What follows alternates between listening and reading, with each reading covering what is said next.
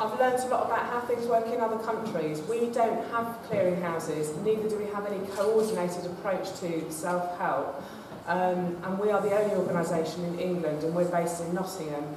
So when we were talking about collecting numbers, we have only the numbers from our local area that we support. So yesterday somebody said that print and directories are very out of date, and obviously we're in a kind of social media and technology.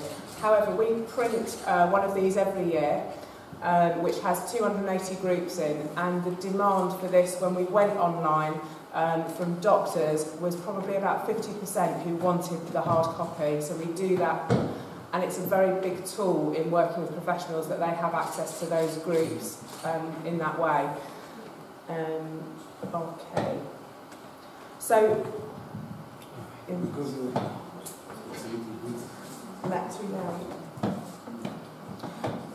so we don't have national information, but what we are trying to do is support the UK. So we're supporting organisations that support self-help groups rather than supporting directly themselves. So our strapline, which I realise in translation is very clumsy, is that we innovate locally and replicate nationally. So to translate that, we invent locally and we copy it nationally. It doesn't translate very well. So, definition of self-help. As I said, we're using less words. We've come down to 3 words. This is really self-help groups rather than self-help as a philosophy. That they have these 3 qualities, which is equality, resonance, and that it's free. I think everybody would probably go along with that, and then most people have a sort of a more padded definition.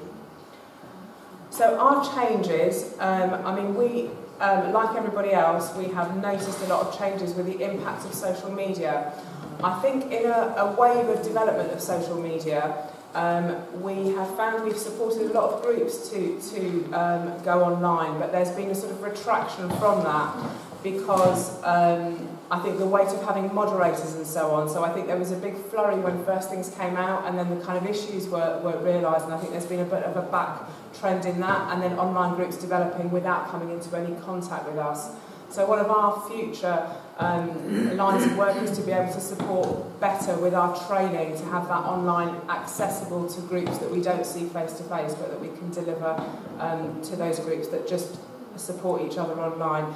We have done some collaboration with the university in research of online groups, which has been very interesting. That's all on our website if you're interested. So I'm sure these are across the board and that we're facing sort of the same challenges. Mental health, a lot of people have mentioned that. Age, we're all facing ageing populations, often people with more than one long-term health condition. Advocacy, there's a very big drive for patients, and I've heard a lot of people talk about that patient representation, that there's a big drive from governments to have patients involved. So some self-help groups are being looked to be the voice of the people. And I'm going to talk about the impact of self-care on the NHS. So in terms of national policy, so there is a drive and the government are taking note of self-help. We're also using the terms of self-care and self-management. They're becoming very popular, not so much self-help, but self-care and self-management. So for example, our government will fund a lot of programmes to do with self-care, so patient expert programmes, so things, for example, I'm going to translate just in case you don't use the same terms. For example, if somebody is diagnosed with diabetes, they will be offered a 4-week course to go on and to develop their expertise in their own care. Unfortunately, they're not then continued, and we're trying to come into those groups to then support those people to continue meeting. Yeah.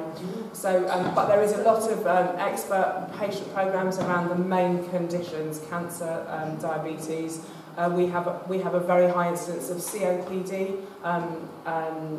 respiratory and breathing in our local area. So again, that's a very big local priority.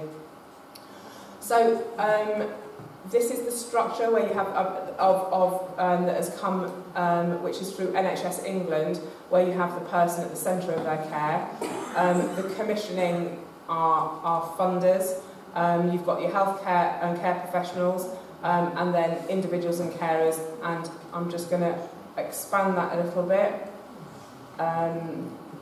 So I won't go through this, but you can see this. I've got this will all be sent out to you. We are funded by only by health, and we have been looking for many years to get some social funding as well, because obviously we support a lot of social, but we have only health funding as it stands at the moment. But we are pursuing that joined up. We support a lot of social care, but we don't have funding from that area. Okay, so that's me done. Was that quick enough or not? We're going to the big day. Any questions? Yeah, when you say when you say you cut in, when you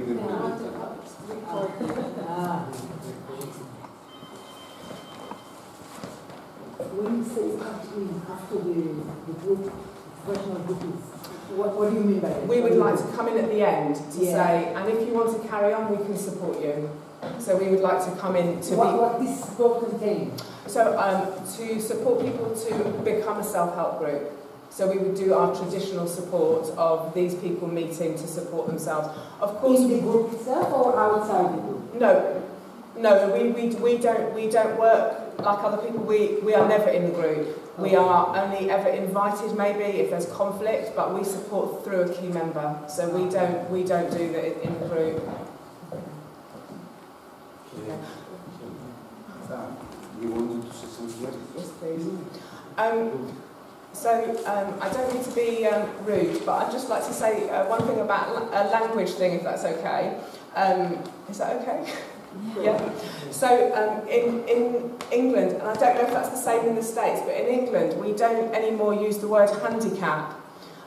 This is seen as a very negative word, and if you were to use that in England, it would be very offensive. So we use words like disability, impaired, so on. So I mean, I'm not offended myself, but I just thought if you're speaking more nationally, the word handicap is quite offensive to those communities. So I just thought I'd tell you, because I've heard it used a lot. We all know what it means, but I've heard it used a lot. If we speak nationally, we don't use English. What I was trying to say is if you went to England, that would be considered quite offensive. So I just thought I'd tell you, I'm not offended. I'm not asking you to speak English. I was just saying that I think it's a point that it would be useful for people to know. Please use the words as you feel free. I'm not instructing you. I just want to say that we have the same problem in our national languages. As a kind of fashion, what is appropriate, what is politically correct. It changes in Germany every 2 years, like in the country. It's good to know that. I have a question concerning these online groups. Are they controlled by someone, or are they more courses, or are they really self-help people are talking, and then are they facilitators or some kind of? So there's a combination.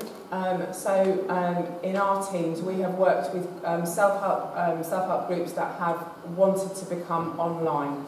So we might have supported that transition.